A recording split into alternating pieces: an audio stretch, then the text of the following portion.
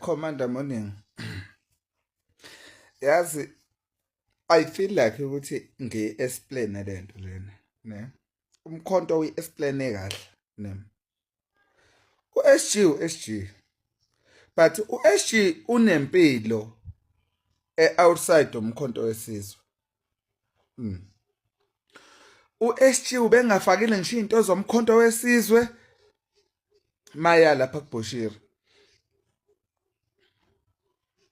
Ubeyile spiritual guidance sakhe and by the way baningi abantu abalandela uBoshiri.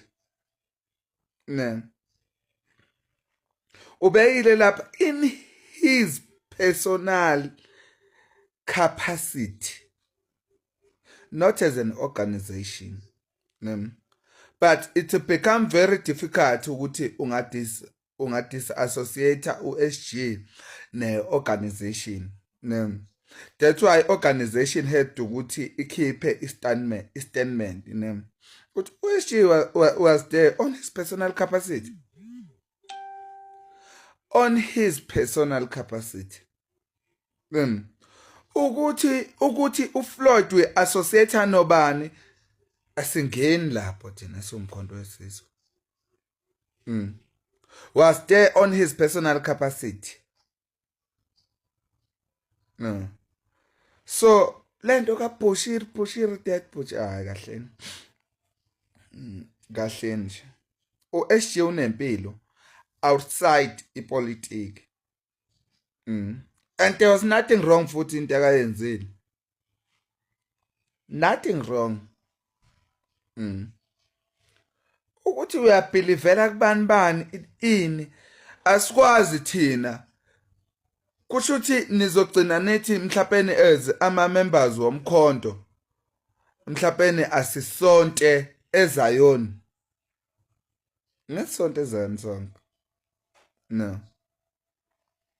I-belief yakhe uhambile waya laphana.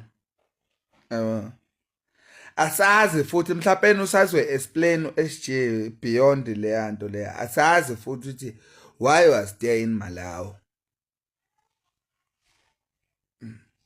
Mhlawumbe mase sinikeze explanation futhi but u-SG unempilo outside umkhonto wesizwe. Bengekho staff somkhonto wesizwe laphana.